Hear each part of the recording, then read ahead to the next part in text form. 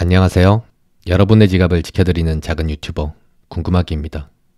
오늘은 애플 정품 투명 케이스에 대해서 한번 알아보려고 하는데요. 정품 케이스는 애플 공식 홈페이지에서 69,000원으로 판매되고 스마트폰 케이스치고는 결코 저렴하다고 볼 수 없는 제품이기에 많은 분들이 구매를 고민만 하다가 그냥 서드파티 투명 케이스는 이전에 아이폰 13 제품을 리뷰하면서 한번 알아봤었지만 다음에 분해하겠다고 말만 해놓고 타이밍을 놓쳐버리는 바람에 리뷰하지 못하고 있었는데 이번 기회에 14 모델과 함께 확인해보면 좋을 것 같아 구매해봤어요. 이전에 정품 실리콘 케이스도 리뷰한 적이 있는데 실리콘 케이스와 투명 케이스는 또 어떤 차이가 있을지 기대가 되더라고요.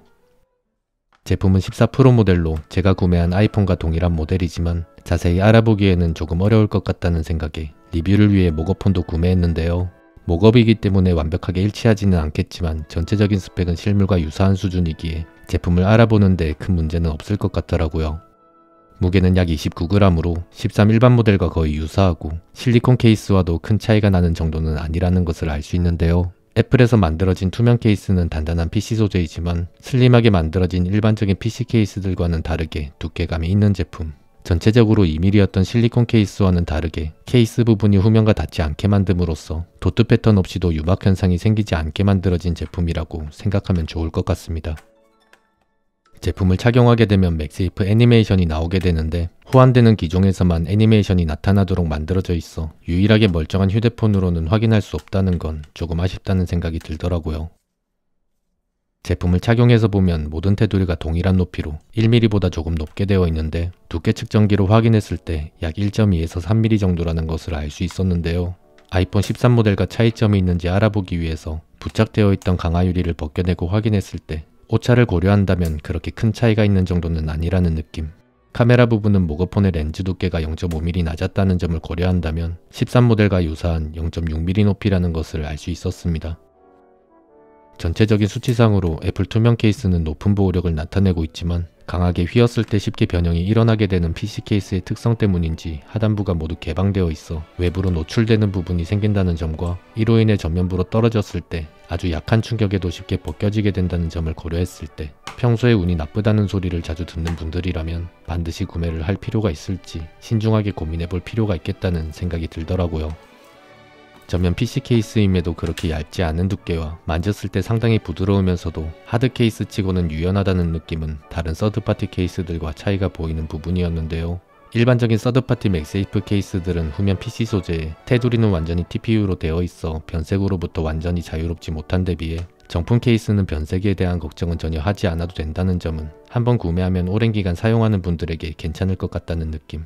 슬림한 PC 케이스들은 강하게 휘게 되면 얇은 부분이 조금씩 늘어나면서 완전히 끊어지는 모습이 보이는 데 비해 정품 케이스는 동일하게 휘어졌을 때 끊어지는 소리는 들리지만 완전히 끊어지지 않고 연결되어 있는 것을 통해 PC 소재 주변에 다른 소재가 덧대어져 있다는 것을 확인할 수 있었습니다.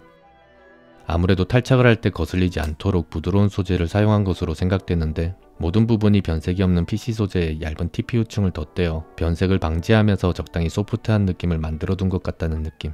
재미있는 부분은 서드파티 제품들의 맥세이프 부분은 모든 제품들이 평면으로 되어 있는 데 비해 정품 케이스는 입체적인 모습으로 보인다는 점에서 차이점이 확인되었는데요. 어째서 이렇게 차이가 생기는 건지는 조금 뒤 자세히 알아봐야겠다는 생각이 들더라고요.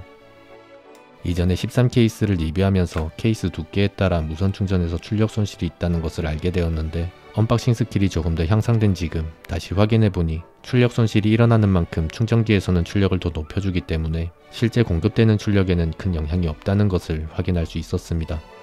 높아지는 출력으로 인해 높아지는 케이블의 온도가 충전 속도에 영향을 미치는지는 다음에 자세히 확인할 필요가 있겠다는 생각이 들더라고요. 경도는 3번에서 강하게 잡아주는 모습을 확인할 수 있지만 칼과 같은 높은 경도에서는 막아주지 못하는데요. 여러 경도로 확인했을 때 경도가 높아질수록 더 쉽게 파이게 된다는 것을 알 수 있고 이것은 두꺼운 코팅층을 통해 미세 스크래치를 막아주기 위해 설계된 부분으로 여러 케이스들을 리뷰하며 품질이 낮은 제품들에서 이 코팅층이 없거나 매우 얇다는 것을 확인했었습니다. 자력은 직접 느껴봤을 때 생폰 상태의 자력과 유사한 것 같다는 느낌이었는데요. 자기장 측정기를 이용해서 확인해봐도 자력의 최고 수치가 생폰 상태의 자력과 큰 차이 없는 수준이었고 공통적으로 맥세이프 하단 부분으로 내려갈 때 자력이 더 높아지는 모습을 보이더라고요. 이것은 맥세이프 액세서리를 착용했을 때 쉽게 돌아가는 것을 방지하기 위해서라는 느낌이지만 부착된 상태로 조금 더 힘을 줬을 때 맥세이프 액세서리가 돌아가는 상황에서 13 모델은 잘 잡아주면서 부드럽게 돌아가는 데 비해 렌즈 부분으로 인해 조금만 틀어져도 쉽게 떨어지는 상황이 발생하는 14 프로 모델을 보며 커질 대로 커진 아이폰의 렌즈 크기는 맥세이프를 활용할 수 있는 마지노선인 것 같다는 느낌.